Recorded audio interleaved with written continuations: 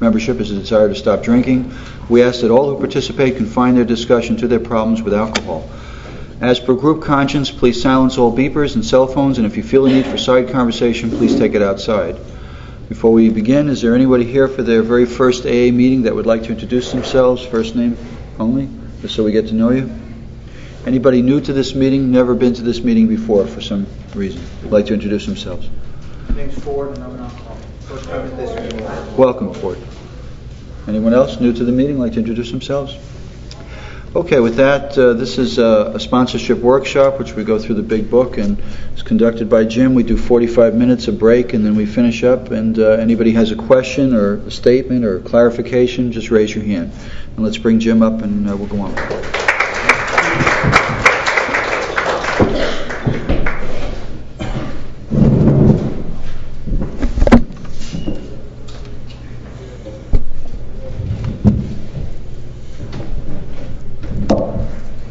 Hi everybody, my name is Jim. I'm an alcoholic. Glad to be here, and I'm glad to see all of you here. Anybody remember where we left off last week? Anybody got their book marked? I think we're in Bill's story, aren't we?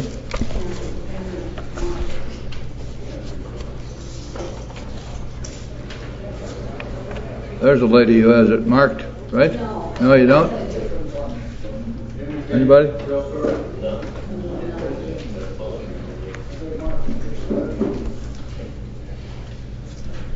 Well, okay. I believe that we had reached the part of chapter 1 where we found Bill working his first and second steps. I think we talked about that last week, didn't we? And now we're going to watch Bill as he works the rest of the steps. So we're going to be taking a look at the big book starting on page 12 in Bill's story. If you haven't been with us before, this workshop is designed to go 35, maybe 38 weeks. And our first venture here is to go through the big book together, finding out where everything is and how it all ties together, so that we can be more knowledgeable in helping our sponsees in their journey through the big book. And when we have completed that, then we will go back and we will learn how to teach the steps, one step at a time. And this is from the standpoint of the sponsor, but it also works very well for anybody who's new, because as you can follow along with us, you're going to learn the big book and you're going to learn the steps. And in the process, of course, you will gain a lot of knowledge about how to work with others and how to teach the steps in the big book to them. And that, of course, is what we're here for. I remind you that Bill Wilson wrote in an article in the Grapevine that the primary purpose of an Alcoholics Anonymous group is the teaching and practice of the 12 steps.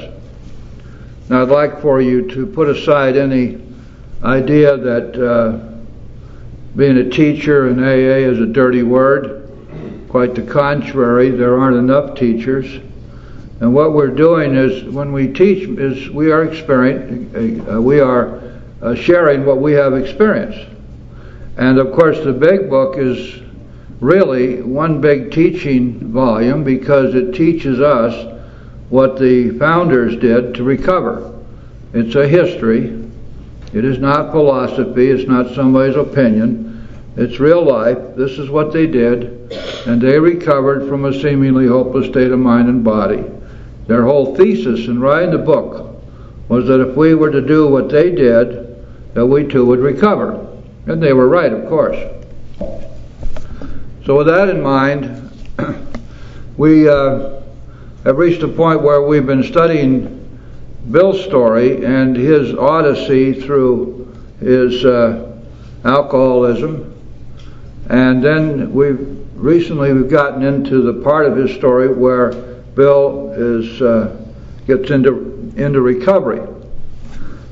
Now remember that Bill was in Towns Hospital twice, and the second time when he was discharged, Dr. Silkworth told him and his wife Lois that he could do nothing for Bill, that Bill was doomed, that he would die if he didn't stop drinking. It probably had as much as maybe a year to live. And he also informed them that he could do nothing for Bill, that all of his scientific and psychological learning and all the techniques that they had were ineffective. They would not work for Bill. And this had been Dr. Silkworth's experience for almost 20 years prior to that time. There were people who came into his hospital that he had to give up on. He knew he couldn't help. And those helpless, hopeless alcoholics were kind of pushed off to the side. And that was important because later they became the prime source for candidates for AA as AA began to grow in New York. Bill was scared to death, of course, and the whole idea was that maybe he could be scared into sobriety. Well, all of us know that doesn't work. We don't stay sober on the fear of the consequences of drinking. If we did, all it'd be necessary to do would be to scare us to death, and then we'd stop drinking. That doesn't work, never has worked, and yet it seems to be the basis of so much of the recovery philosophy that floats around today, that somehow we can teach people how deadly alcoholism is and teach them all about what it does to the body and the brain, and teach them all about their feelings, teach them all about themselves, and then give them all these clues about why they drink and the triggers and stuff. That doesn't work. Never has, never will. Self-knowledge doesn't keep us sober, and fear of the consequences of drinking doesn't keep us sober. If either one of those methods would work, there'd be no reason for AA, because AA is based upon an entirely different principle, the principle being that you and I are spiritually bankrupt and we're crazy as hell, and the only way that this is going to be ameliorated is through the intervention of a higher power. So everything in the big book goes directly to that one point, that God can and will if we seek Him. We just read that. You got to think what that third pertinent idea means. God can and will remove from us the obsession, compulsion to drink alcohol if we but seek Him. And how do we go about doing that? We work the steps. It is in the seeking of a higher power that we are relieved from the alcoholism, that is, that part of alcoholism which is the insanity, which is the obsession and compulsion to drink. We are not relieved ever in our entire lives from whatever it is that's wrong with us physically. That means that we are not like normal people, and we respond, our bodies respond to alcohol abnormally, and if we drink at all, it sets off an allergic reaction that Dr. Silkworth calls the phenomenon of craving, which is more powerful than we are. It's very important to remember what the first step means, what it says, and what we admit, that I am powerless over alcohol, which means precisely that I cannot stop drinking myself. And why in the world would anybody think that the solution would be to tell me not to drink? Nowhere in the big book does that ever said. Nowhere does it say don't drink. What it really says in so many words is find God. The solution is to put a loving God, a higher power, between us and booze. And that's what our 12 steps are designed to do. And of course it works. Millions of recoveries later, it works. So Bill is sitting there in his kitchen shortly after Armistice Day in November of 1934, sometime around the toward the end of November 1934. He had been told that he was hopeless, helpless, he was going to die, kept him sober for a little while, and then he got drunk again. And he's sitting there in his kitchen, drunk, and his wife is out working to keep body and soul together financially. Shows up Ebby, his buddy Ebby. That's where all this started, the first 12-step call. And Ebby had been sober 2 months, and Ebby was doing what he'd been instructed to do, which was to carry the message, because that was one of the main tenets of the Oxford Group scheme of recovery, carry the message. Ebby came to Bill. Bill believed Ebby. He believed what he said. He knew Ebby was as bad a drunk as he was. He therefore had credibility, and therefore Bill was willing to listen to him. And when he looked at Ebby and he had to say to himself, would I have it? Of course I would. Bill had come to the conclusion, and he tells us in 3 different places in his story, that he was whipped, that alcohol was his master, that alcohol was the devil universal and really had him.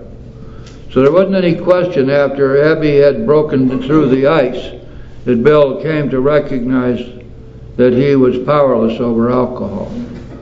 And also that it was clear, Dr. Silkworth made it abundantly clear to him that he could never safely drink alcohol again. Therefore, we saw in our last couple of meetings that Bill, in fact, worked his first step.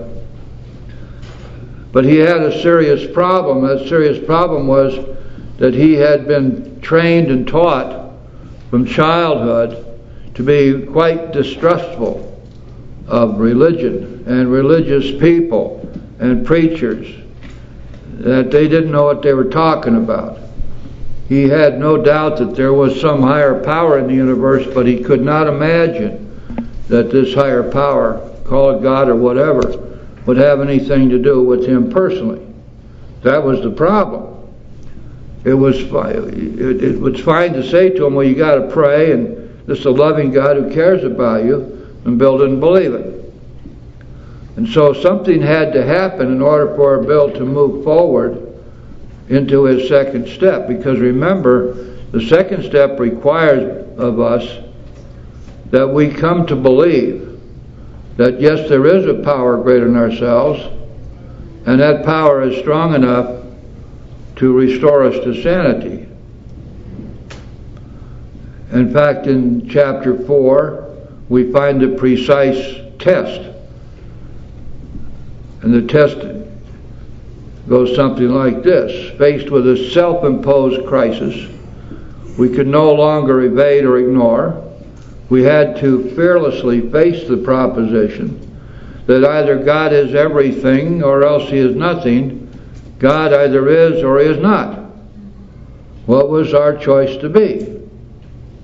Now we can see from that if we by that time reached the conclusion and have come to believe that God is and that God is everything, then it becomes axiomatic that he is powerful enough to restore us to sanity. Not that he will, but that he can, that he has the power. And that's all the second step requires. But it's quite a leap, this segue from coming to understand the nature of a disease and admitting our powerlessness to a place of being able to honestly say, I believe that God is, and I believe that God has the power to restore me to sanity. And so what happened with Bill was that he was expressing these doubts, this feeling. It wasn't truly agnosticism or atheism by any means, but it was an honest doubt that there was such a thing as a God personal to him, who could care about him or would care about him, or that he could appeal to and expect to have any relief.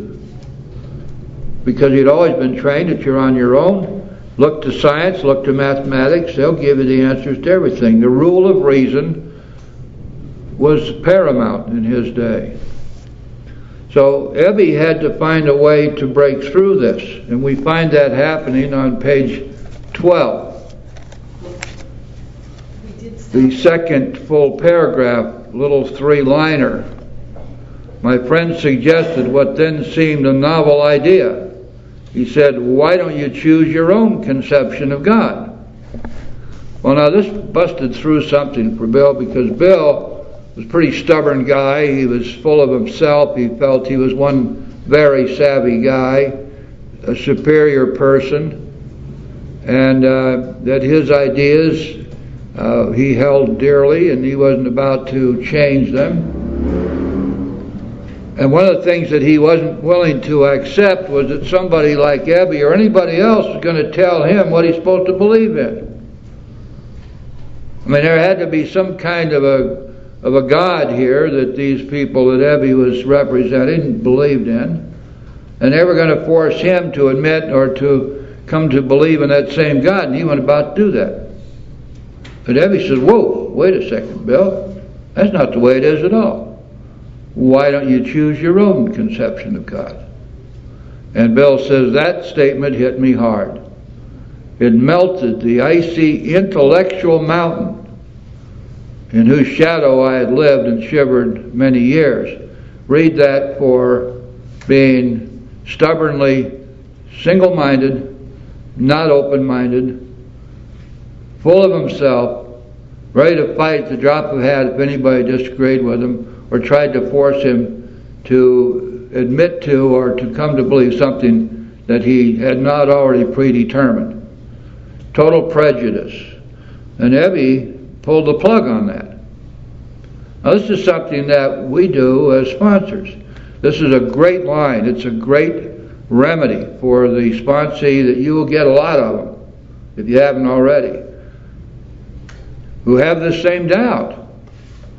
How can I go past the idea of a czar of the heavens that controls everything and say that this all-powerful, all-knowing being is interested in me personally?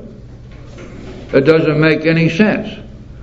There are billions of us on this earth, and there are probably several billion more worlds out there in that wide universe, and a whole bunch of them have beings on them. What is it that would make us think that it's rational to believe that this power would have anything to do with us personally? And so Ebby said, just choose your own conception of God. And Bill says, I stood in the sunlight at last. And then, this was okay, but there had to be more. Because at this stage then, Bill might want to choose his idea of a higher power, but maybe not. Because if he's still stubbornly hanging to his own conception, whatever it might be, and now Ebby says to him, it's only a matter, he says, of being willing to believe. In a power greater than myself, nothing more was required to make my beginning. And that statement is repeated 4 more times in our 4-step, chapter 2, Agnostics. That's the key. All it takes is the willingness to believe that there just might be a power out there greater than myself. And this, what happens here, I guess, I can't prove this, but it seems to me logical that once the willingness is in place, we open the door enough that God's grace comes in. Bill said that he learned he had to pray just as if there were a God. And then when all the miracles started happening and everything started changing in his life and he could no longer deny that these things came from a power greater than himself, he said that's when faith came, and that was the greatest gift of all. Now we do know that even the most intransient sponsee, if you say to them, just as an experiment, try prayer. Pray to whom it may concern, or God if you dare, but pray. And just see what happens. Invariably, if they do that, things do happen. And almost always, within a very short time, the gift of belief is given to them. And so now we have found, as Bill says, thus I was convinced that God is concerned with us humans when we want Him enough. Now that's a very, very powerful provisor. proviso, when we want Him enough. This is the burden on us. Just as we just read in the third pertinent idea, that God can and will, if what? If we seek Him. You see, it all comes back to us. It's sort of like this: if it's to be, it's up to me. I've got to do the work. I've got to come to certain beliefs and certain conclusions and certain decisions. And if I do that, then, and if I truly want God in my life. In fact, remember, some of you read chapter 7 where it's talking about this, that you can't force this stuff on anybody. If he is to seek God, the desire must come from within. And somehow or another, that comes to those of us who are chosen to be here. Many it never comes to. Just why, I don't know. But for those who achieve the desire to find God, then we can work with them because we can show them the way to do that. He says, at long last I saw, I felt, I believed, scales of pride and prejudice fell from my eyes. See, he recognizes now in hindsight that what he was dealing with here was really pride and prejudice. He was closed-minded. Now, you in reading the big book, you can see over and over again Bill's emphasis on open-mindedness. In fact, we made a mantra out of that. It's part of how. Honesty, open-mindedness, and willingness. Not altogether sure how all that stuff fits, but open-mindedness is clearly something which must come to us in order for us to begin to have a feeling that there is a power out there interested in us. I'd like to say to my sponsees, if you go down to the beach, you want to know if you as an individual have any importance in this universe, go down to the beach, pick up a grain of sand, carry it away from the beach, and it will never be the same beach again. And you can put yourself in as minuscule a place as you want in this universe, but you are unique, you form a part of the universe, and you are important. We may be very tiny, but we are important. We have a place, and God cares about each and every one of us, and we find that out as we go along. There had been a humble willingness to have him with me, and he came. You see, Bill is recognizing now what is happening to him as all of these changes began in his thinking, and he became willing to believe. And so what happened then, that he really wanted sobriety now. He was very sick. He had been, of course, he was heading up toward death. He was afraid of going back into seizures, delirium tremens. And he decided that he had to go back to the hospital and detox. And Dr. Silkworth was glad to take him back, by the way. He really liked Bill, and they became really great friends. And so at the top of page 13, at the hospital I was separated from alcohol for the last time. Treatment seemed wise, for I showed signs of delirium tremens. And you knew what that was because he'd experienced them. If you haven't experienced those, I don't recommend it to anybody. That's bad stuff. I know I had 3 seizures and I was absolutely certain I was going to die. Now then, on page 13, this is one of the most important pages in the big book. And it's so easy, for your sponsor, you just go right on by this. Oh, yeah, okay, well, sure, right. Without really thinking it through. What's going on here? We need to teach them. We need to know ourselves. What's happening here? Okay, remember that by the time Bill got to the hospital, he had worked his first step and he had worked his second step.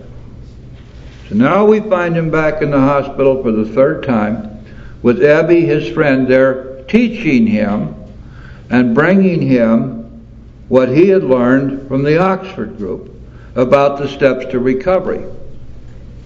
So let's see what happened. Second paragraph on page 13. At the hospital now. He's in his hospital bed. This is a short time. This is not a long stay. He wasn't there for months. Maybe a week and a half at most. There, he says, I humbly offered myself to God as I then understood him to do with me as he would. Well, that's the third step, isn't it? God, I offer myself to thee to build with me and to do with me as thou wilt.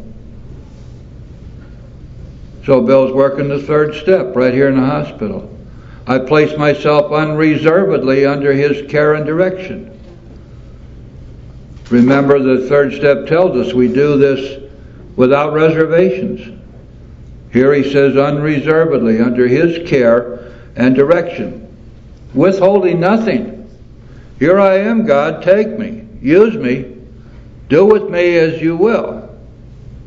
The understanding being that if it's your will that I be in the outback of Australia next year, running a cattle station with only Aborigines for neighbors, I'll be happy as a clam at high tide because you'll have me doing what you want me to do, and it'll be the right place for me. Whatever it is, I'm giving up. I placed myself unreservedly under his care and direction. I admitted for the first time that of myself I was nothing, that without him I was lost. Remember our decision of the third step, how that comes about? On page 62 in the chapter 5, we find out that our problems of our own making, that alcoholics are extreme examples of self-will run riot, that we are the authors of our own misery, that God didn't do it. We find out that we have to be rid of this selfishness or it'll kill us. And then we come to recognize as we contemplate that third step that in fact we have been playing God, trying to. We have been self-directed and it didn't work. And then the big book says we had to quit playing God, it didn't work. And then the third step is right there and it just kind of sneaks up on us. The big book is so dense, we have to read every word to know what it's really telling us. It says, next we decided in this drama of life, God was going to be our director. He was the principal. We were the agent. He was the father. We were the child. That's the decision of the third step. The prayer is a beautiful prayer, and it bolsters and effectuates that decision. But the decision is made right there when we recognize, as Bill just said here in his story, I admitted for the first time that of myself I was nothing, that without him I was lost. Now then, when we have finished our third step, the big book then tells us that this is a vital and crucial step, but could have little permanent effect unless at once followed by a strenuous effort to face and be rid of the things in ourselves which have been blocking us, namely, defects of character, insanity, and guilt. And here in chapter 1, on page 13, I ruthlessly faced my sins. Read sins here for defects. And became willing to have my newfound friend take them away, root and branch. What steps do we see there? Well, obviously, we have the fourth step, facing our defects and our guilt. We have the fifth step, where we face them orally and admit them to another person and to God. And we have the sixth and seventh step, where we ask him to remove them. So he says, I ruthlessly faced my sins and became willing to have my newfound friend take them away, root and branch. That's clearly, that last part of that sentence is clearly the sixth step, isn't it? I've not had a drink since. Now, the second paragraph here recounts that Ebby had come to see him, to meet with him, to teach him.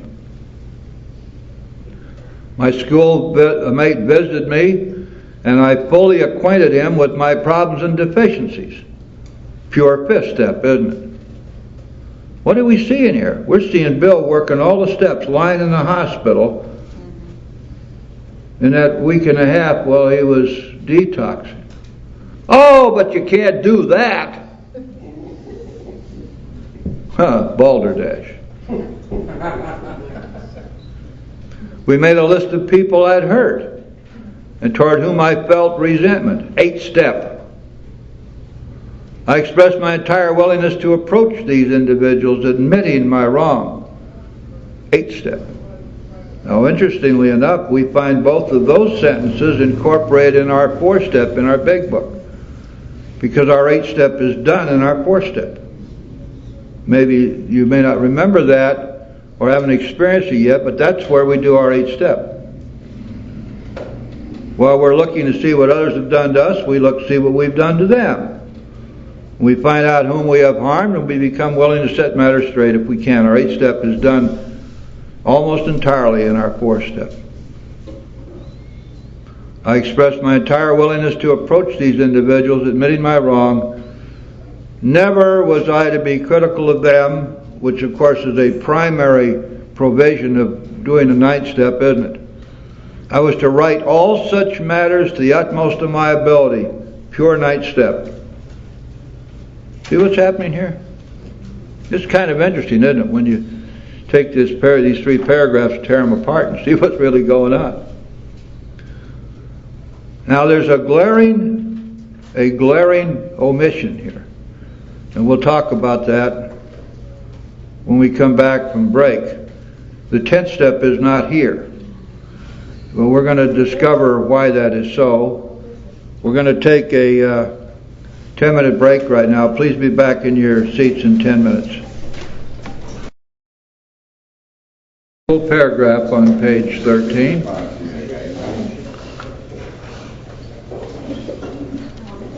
So let's remind ourselves that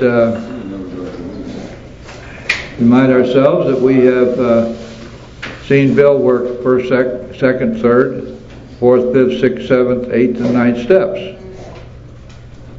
And the 3rd through the 9th steps he's worked in the hospital. I hope that reading this may help some folks change their minds about when we work the steps. That there's some very serious misinformation out there. Very serious. Really, the question is, how soon do you want to get well? And the idea that somehow our brains are too foggy to even contemplate the big book of the steps until we've been sober 5 years, things like that. I mean, this is deadly. Can you imagine how many people are being pushed in front of buses every day with that kind of nonsense? You know, the truth of the matter is, you look at the people who helped write the big book, you'll find that over half of them didn't have a year's sobriety. And many of that 100 were not 6 months sober. But they were already 12-step veterans by the time they were 6 months sober. When I came in 1928, that was when I was born. In 1964, the rule was that you worked 9 steps in 90 days or less. I was working my 11th step on my 47th day, and I was slow. I think I told you that last summer I took a man through the steps in 6 days who was visiting here from England. He was willing to do the work, and we got it all done. And he's doing great. Okay. So now let's see what more Bill did. in the fourth full paragraph on page 13, I was to test my thinking by the new God consciousness within. Now then, if you will turn to page 85 just for a second, we'll see where this comes in, this God consciousness. By the way, everything that Bill is writing about here is simply a foretaste of what we will be learning as we go through the rest of the book. On page 85, if you'll look at the last full paragraph at the bottom of the page, and this is at the time that we have begun to work the 10th step. If you look at the 4 lines from the bottom of that paragraph,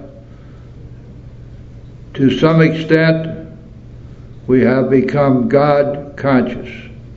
Before that, it tells us that we've begun to sense the flow of His Spirit into us, which, by the way, is what we're told in chapter 4, that we're going to find God deep down within us. It's only there that He can be found.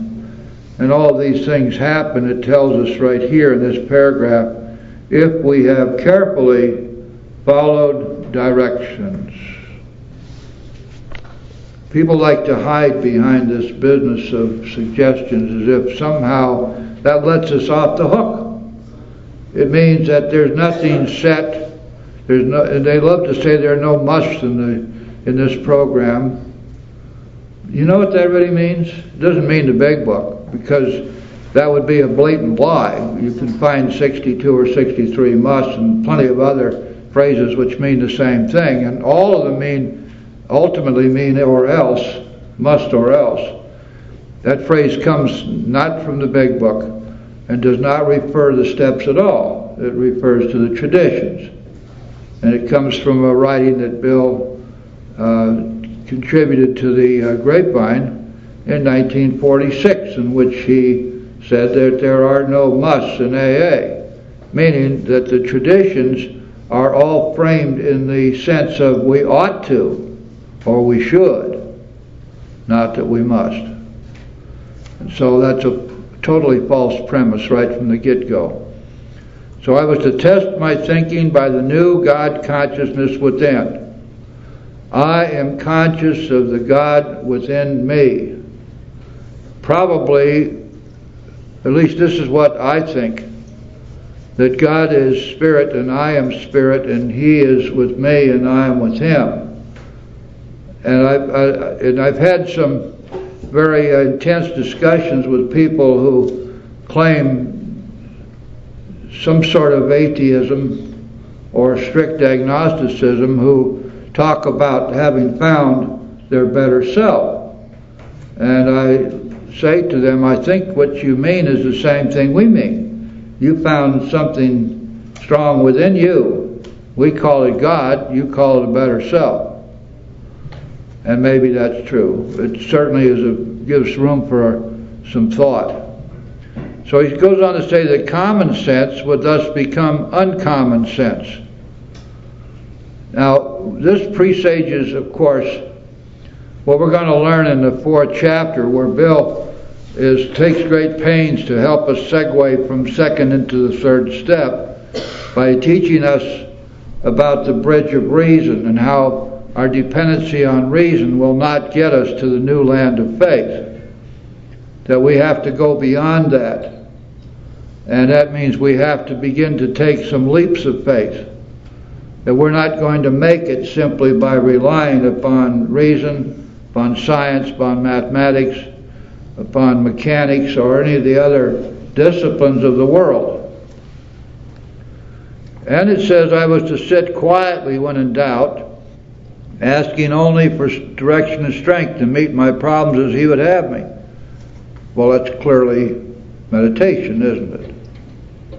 That's what meditation is here in AA. We're listening to God. We ask and then we get quiet and listen. That's all it is. We don't need any of these directed or guided meditations. We don't need fancy music playing or anything like that. We don't need crystals or symbols or some guy in a saffron robe or Any of that. I mean, it's nice if that's what you like to do. If you can carry your ashram around in your back pocket, that would be pretty good. But the truth of the matter is that in AA, we meditate any time of the day or night. Whenever we get jammed up, we can stop and ask God for help, and then get quiet and listen to His answer. If I ask you a question and you're trying to give me a good answer to it, and I turn my back and walk away before you answer me, wouldn't you think I was nuts? That's what we do with God, you know. We pray and then we don't listen. I guess we got so used to praying in the before life for things that we were demanding that God do for us, that then we just decided we didn't have to listen for His answer. We just wait around until He answered our prayer. But we don't do it that way. We sit quietly when in doubt, asking only for direction and strength to meet my problems as He would have me. Now, in chapter 4, in the fourth step, for example, by the way, a meditation is mentioned 7 times in the body of the big book, not in the steps, but not in the stories, but first 164 pages. And it's always mentioned as something where you do it, don't you? Doesn't everybody meditate? It's never made a big deal, but it is one of the crucial elements of that simple kit of spiritual tools that the book talks about in the 2nd chapter.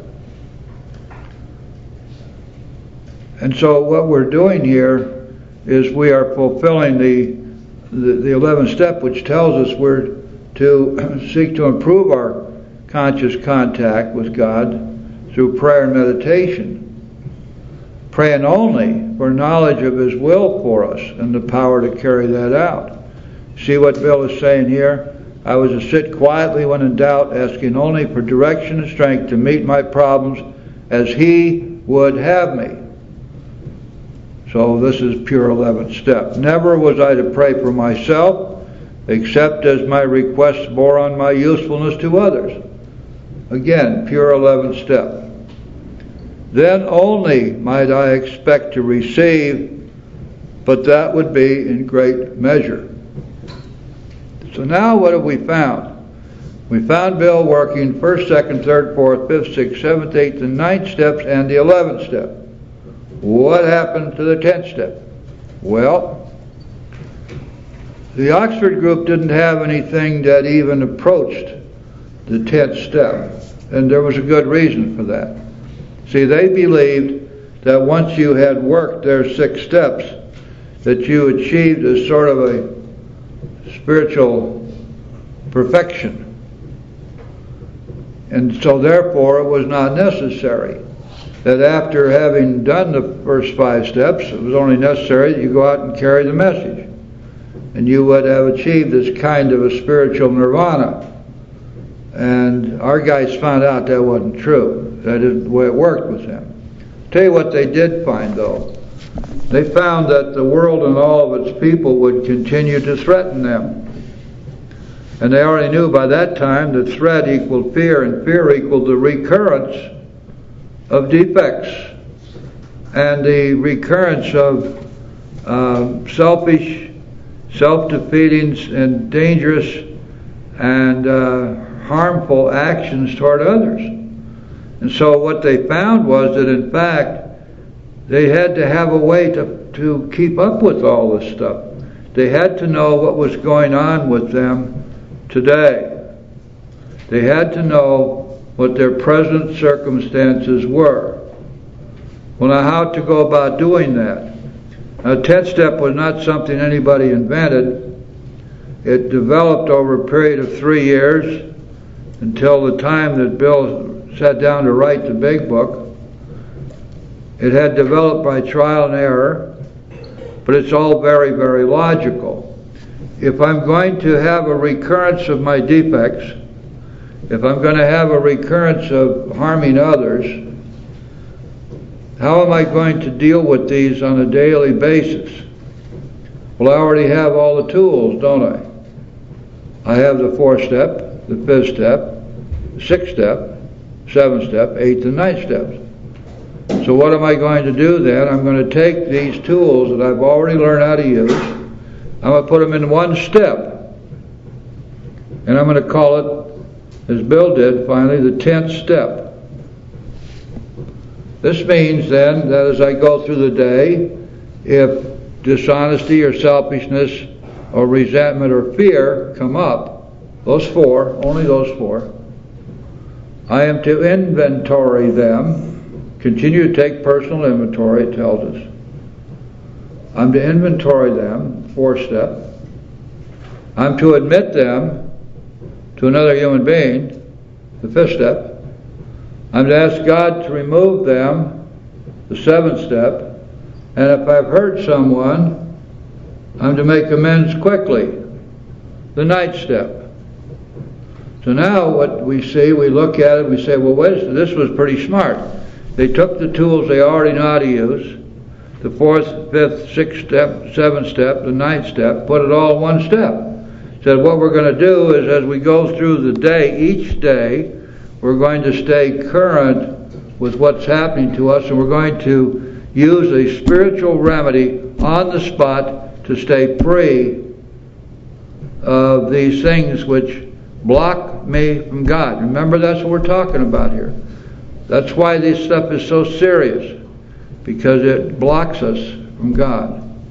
And if we're blocked from God, we have no protection, and we will drink again. Remember when we did our 4th step, what the big book told us, that these resentments were infinitely grave, that we had to be rid of them or they'd kill us. Why? Because they blocked us off from the sunlight of the Spirit. Now, so you can see what happened here. By trial and error, and by experience, they found out that there's no way to take the steps and not have a recurrence of defects. Not that God didn't take them away, that's a foolish notion. But that they do come back because the world continues to threaten us.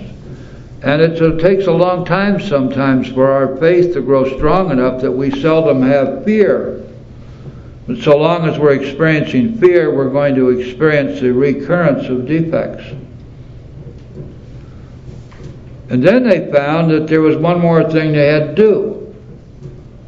They had to turn their thoughts resolutely to someone they could help. So that this 10th step not only incorporates 4, 5, 6, 7, 8, and 9, but it also bridges over to the 12th step. And then finally, to cap it all off, that love and tolerance of others was our code. This was what we were to practice. See, that doesn't mean that we are to have the undisclosed, unarticulated, unacted upon love. Love which is nothing but a state of mind is nothing. It is just the same as faith without works is dead. Love without the action of love is dead. So this means that we are to actively love others, love them through our actions, and tolerance of others is not a state of mind, it's being actively tolerant. Tolerance without the action of tolerance is dead. It has no value, just a bunch of electrons floating around our heads. So you see what happened here. The 10th step was nowhere on the horizon at the time Bill was in the hospital working these steps. Now, of course, you say, well, there's one great big missing step here, isn't there? Where is step 12? Aha, good question, so we're going to find out. Bottom of page 13. My friend promised when these things were done, I would enter upon a new relationship with my Creator, that I would have the elements of a way of living which answered all my problems. Now, a lot of people would like to argue about that, but this is at least big book authority for the fact that the 12 steps are the solution to all our problems. I found in my life in AA that's to be literally so. And Bill makes no bones about it here, does he? Solve all my problems. Belief in the power of God plus enough willingness, honesty, and humility to establish and maintain the new order of things were the essential requirements. Let's see what that says again. Belief in the power of God, and of course that belief is a function of the second step, isn't it? Came to believe. Plus enough willingness, honesty, and humility to establish and maintain the new order of things. That doesn't mean a new order of society. It means a new order of things within us. A new way of thinking. A cleansing of our mental cesspool. A rebirth. And the rebirth means that that the spiritual malady is overcome and our thinking straightens out, thanks to God. To maintain the new order of things were the essential requirements. Now, Bill is not saying that we have to acquire humility and honesty immediately, because the truth is that when we get to the fifth step, we'll find that it's in the fifth step that we learn enough honesty and humility as is necessary in our program of recovery. Which of course means, and I know a bunch of people left the second night I was up here because I made a point of pointing out that these so-called principles behind the steps are totally screwy. Honesty is something which comes to us as a result of the fifth step, not the first step. And humility is something that comes to us as a result of the fifth step, not the seventh step. And this is real clear. If you read the book, page 73, it's right there. So now Bill is telling us that these things must come. Willingness, honesty, humility. These are essential. Then he says, simple, but not easy. It is simple, you know. When you break this program down into its essential parts, it's very, very, very simple. Nothing esoteric about it. There's nothing about it that's metaphysical. It's all straight line. It's all straightforward. And the results are automatic. And I promise you, if the results are not automatic, we'd never make it. If we had to think and philosophize our way through all this, we'd never make it. That means the promises that follow the ninth step are the inevitable result of working the steps. Work the steps, get the promises. You want the promises, work the steps. Simple as that. What do they say? They will always materialize if we work for them. Quite clear, isn't it? The restoration to sanity, the big book tells us this has happened automatically. We didn't struggle for it. It just happened. It came because we worked the steps. What's the 12th step tell us? We're not going to struggle for a spiritual awakening. Spiritual awakening comes to us because, why? Because we work the steps as the result of these steps. And that's the rule all the way through. Do the work, get the result. Do the work, get the result. Simple, but not easy. Matter of fact, I think some of you have been around here a long, long time, and you know what I'm talking about when I say that this is not a program for sissies.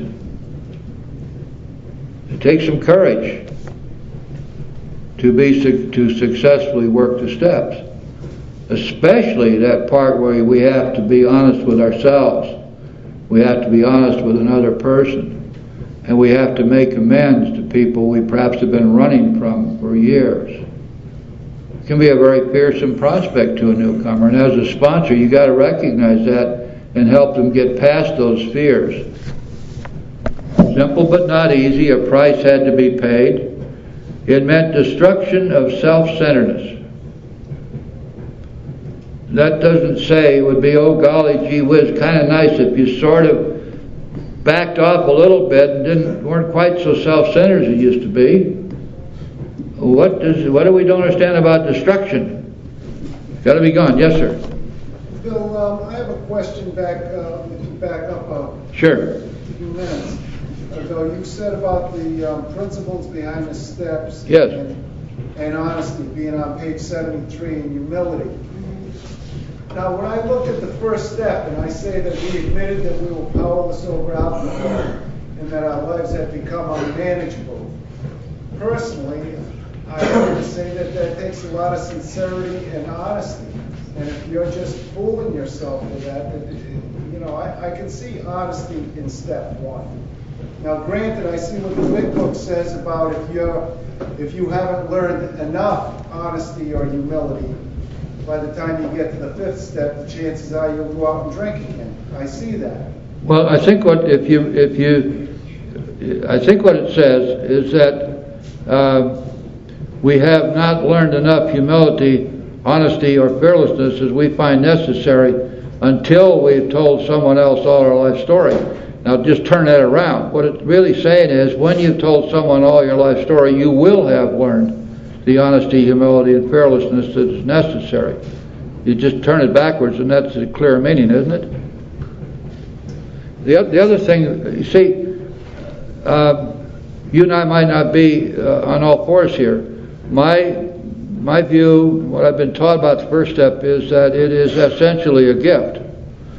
And when we talk about honesty, we find honesty being something which is made a big point of in first paragraph, chapter 5, where it tells us that we can't recover if we don't have the capacity to be honest with ourselves. But honesty with ourselves and with others is something which really is tested in the fifth step, the fourth and fifth step. The question that you raised, it's a very good one because it's so seldom understood, that the first step is not taken until we have accepted as a fact that we can never safely drink alcohol again the rest of our lives. Because if we have any lingering doubt about that, or if we have the hope that somewhere, someday we'll be able to drink like other people, it really destroys the efficacy of the rest of the steps. And whether that connotes honesty, I guess in a sense it does, but I always thought of it as being an acceptance of this as a fact, and no longer fighting it. Now, I suppose too, when you're working, and I know you do a lot of sponsorship, so when you're working with somebody and you're asking them, have you accepted as a fact that you can never safely drink alcohol again the rest of your life?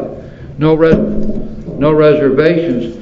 At that point, I guess we have to either accept their statement, yes, as being true or not. And maybe, in many cases, it's not true. Maybe there's still that lingering reservation, but there's no way we can cut their head open and find out, or give them a lie detector test. So I try to make it as positive as I can, that this is the sine qua non of recovery. Without this, you don't make it. And so we will hope, at that point, for honesty, we will hope that the gift has been given, and that they have come to the absolute acceptance of this, not just as a theory, but as a fact for them, that this vain hope that they can drink again at some later date like normal people has to be smashed. So that's the way I look at it anyway. And I don't mean to, I'm not trying to pick on anybody, but the principles behind the steps were propounded by those three guys in Texas and published in the Grapevine. It's not part of AA literature. It's not approved AA literature, and it sets up false standards, because most of that stuff is not a principle at all. It's a way of being. Or maybe a wonderful way to live your life, or something we ought to be. But the principles are the steps. And I don't see how you can have a principle behind a principle. I don't think that's logically possible.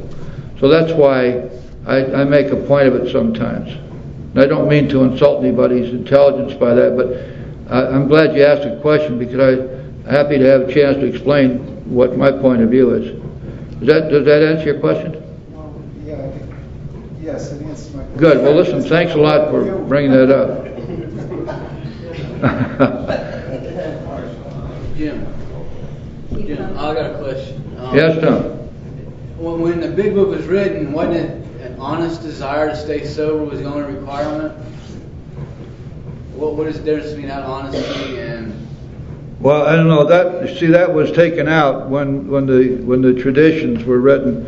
That was in the forward of the first edition, An Honest Desire to Stop Drinking. And I often wondered, what would be a dishonest desire? How can you have a desire which is dishonest? It's either a desire or it isn't. So that's why when Bill got around to writing the traditions, he realized that word was pure surplusage. It had no real meaning. So it was taken out. It's not in the traditions. You find it only in the forward of the first edition. I know, but I admitted I was powerless over alcohol, and I was unmanageable twice, and I drank right after that. So was I not honest, or was I just my idea of honesty? That's one step out of 12. That's where it all starts. Without that, the steps are not going to work for you. So, but once you work the 12 steps and you continue to stay on a spiritual path through 10, 11, and 12, I've never seen anybody who does that who went back out. Dr. Bob agrees with that. Remember, he told us in his story, it never fails, but you got to go about it with one half the zeal you used to go about getting the next drink, which means, as the big book says, we have to be disciplined about discipline and consistent. It tells us that we do this every single day. Now, and I know for a fact in my own experience and the people I've worked with, and I know a lot of folks, people who do that don't drink. And inevitably, if somebody's been around for a while and they start drinking, the first question you want to ask them when they come back, did you stop working your 11th step? And inevitably they'll say yes. And Bill wrote a whole article about that one time. In the Grapevine, it ended up in Language of the Heart, where he talks about take the 11th step, and he says that this is what happens. We know something's wrong. We're hiding it. We're presenting a bright face to the group and to the world. Our bright-eyed friends, he say, tell us how well we're doing, and he says, but inside we know better. We're not doing well at all. And so the reason here is because we have stopped working our 11th step. Through prayer and meditation and inventory, we continue to grow spiritually. And it's so important to understand how all this stuff works together. For example, there's one sentence in the third step on page 63, which is really the whole program of Alcoholics Anonymous in one sentence. It says that God, being all-powerful, will provide what we need, everything we need, if we stay close to Him and perform His work well. And that, of course, includes the sobriety that we need, plus everything else we need. The joker in that deck is that we've got to do whatever is necessary to stay close to God and to perform His work well. And once having reached the point of the ninth step and having been restored to sanity from there on, staying close to God is a function of the 10th, 11th, and 12th steps. And the 11th step is a step where every night we check to see if we've gotten off the path. And we go through 10 questions, and we ask ourselves those 10 questions every night to look back. If we've gotten off the path, we ask God for help, we ask His forgiveness, we ask Him to show us how to do better. And then we pray and we meditate in that step as well. And these are highly, highly spiritual actions we take, which will keep us growing spiritually.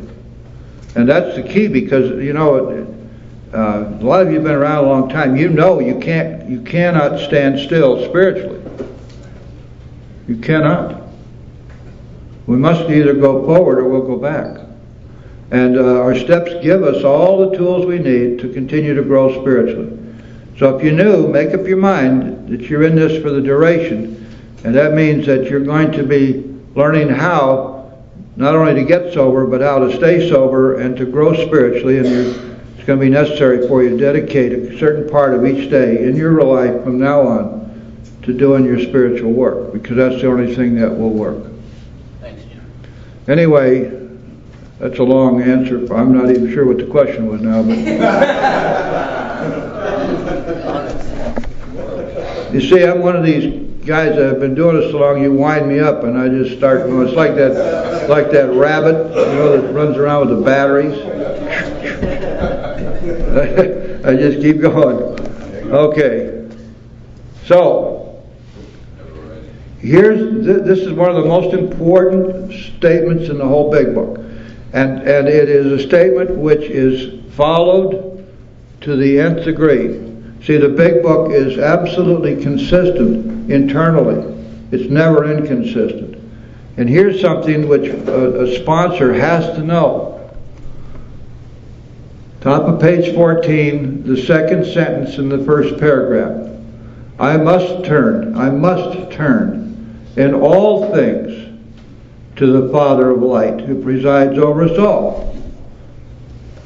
That means all things. What don't we understand about the word all?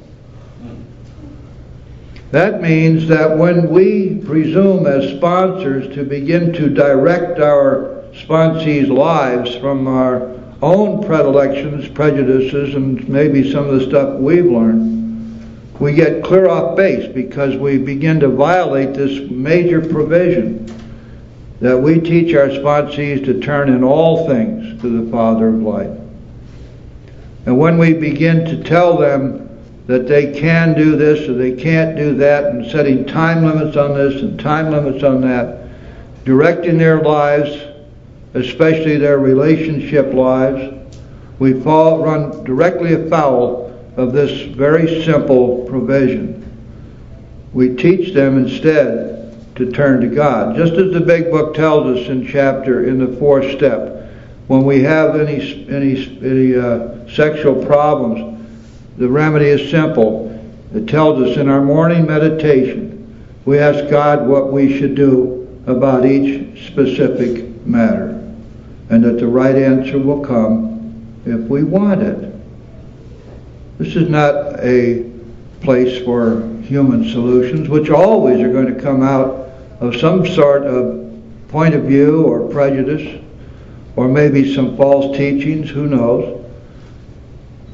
But if we're consistent, the big book always is. And if I tell my sponsee, you're going to turn in all things to the Father of light, when I am faced with my sponsee with a problem, I say to them, write it down.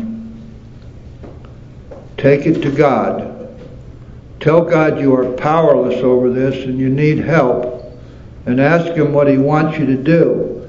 And after you have said that prayer, you get quiet for a little while and listen to what He has to tell you.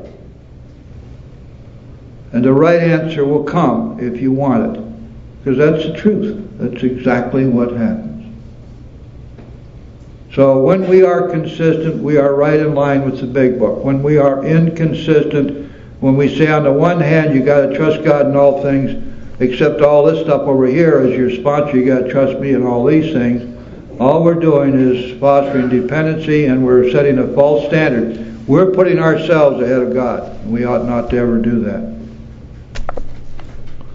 Okay, these were revolutionary and drastic proposals, but the moment I fully accepted them, the effect was electric. Now this paragraph really is describing Bill's epiphany, that time when he had this major spiritual experience. And in other writings he gets into it far deeper. But here he barely touches on it. There was a sense of victory followed by such a peace and serenity I had never known. There was utter confidence. I felt lifted up as though a great clean wind of a mountaintop blew through and through. God comes to most men gradually, but His impact on me was sudden and profound. Now what happened here, in accordance with Bill's other writings, was that he had come to this conclusion: who was I to say there was no God? And so he prayed. And he prayed to God, if you're there. And he asked God to show Himself. And it was at that time that he had this huge spiritual experience, this epiphany, which, by the way, stayed with him for the rest of his life. It's also very important to recognize what he says in this last sentence in that paragraph, that God comes to most men gradually. What don't we understand about that? Does that say that the sine qua non of recovery is to have an epiphany? No, it says just the opposite. How can anybody misunderstand that? How can anybody feel that they can't recover unless they have a bright light burning bush experience? It's quite clear here, isn't it, that the impact on Bill was sudden and profound. Now, in light of that, you want to read very carefully what that says in that piece of stuff in the back end of the book called Appendix 2. Because Appendix 2 is based upon this false concept that everybody who reads this book is going to be confused about that. This is only the first time. There are 4 more times in this book where it tells us that the sudden spiritual experience is very rare, and that for most people it is a learning experience. It is something that comes to us gradually over time as we experience God working in our lives. That the spiritual experiences accumulate and eventuate to a spiritual awakening. And so we have to be very cautious of what Appendix 2 says, because it reaches some very unfounded conclusions, among which is that our more religious members call it God consciousness. That's a snide and scurrilous comment, because the big book makes it quite clear that we will all experience God consciousness, not just our religious members. So we have to be a little careful about that. It's not part of the big book. It was added in the second printing of the first edition. It was not in the original big book. Okay, that's enough out of me for right now, and we'll pick up from here. Now, what's going to happen, I'll tell you this, next week, we're going to be looking at step 12. And we're going to find that Bill was inspired and came to step 12 while he was still in the hospital, which completes the cycle of the steps. Thanks very much. Thank you.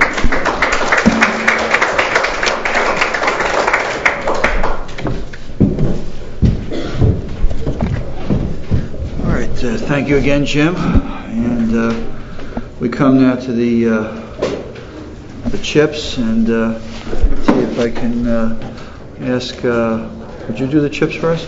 So I'm Dominic, an alcoholic and addict. Oh, Dominic. And here at the 441, we have a chip system, and throughout the United States and different countries and all over the place.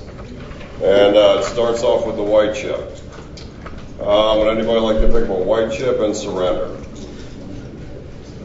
All right, the next chip is a red chip, good from 90 days to 6 months. Blue chip from 6 to 9, and yellow chip from 9 months to a year. If you stayed sober today, give your higher power and yourself. Thank you, Dominic. I've asked Tom to read the promises. Tom, alcohol promises. We are painstaking about this phase of our development. We'll be amazed before we are halfway through. We're going to know a new freedom and a new happiness. We will not regret the past nor wish to shut the door on it. We will comprehend the word serenity, and we will know peace. No matter how far down the scale we have gone, we will see how our experience can benefit others. That feeling of uselessness and self-pity will disappear. Self-seeking will slip away. Our whole attitude and outlook upon life will change. Fear of people and of economic insecurity will leave us. We will intuitively know how to handle situations which used to baffle us. We will suddenly realize that God is doing for us what we could not do for ourselves. Are these extravagant promises? They are being fulfilled among us, sometimes quickly, sometimes slowly. They will always materialize if we work with them. Thank you, Tom. For those who may have arrived late, in keeping with our 7th tradition, the baskets have been passed and the envelope is still here if you'd like to make a contribution. I'd like to thank everybody who read and did the chips, and also Jim for conducting the meeting. And we have a brief secretary's report. This is the 441 group of Alcoholics Anonymous. We wish to welcome the newcomers. We have 46 meetings a week. We need people to chair these meetings. You need 6 months to chair a regular meeting and a year to chair a book beginners or step meeting. If you have never chaired a meeting, we suggest you discuss the chairperson's guidelines with your sponsor before doing so. There are meeting lists on the table and a temporary sponsored list. The pamphlets are free. Please read what you take and pass them on. Books are for sale at cost. If you need a book, please see me or any group member and we'll get you one. Group members, please raise your hand. On the last Saturday of the month, which happens to be this Saturday, tomorrow, we hold our business meeting at 1:15 p.m. and encourage all to attend. You don't need to be a member to attend, but you do need to be one to vote.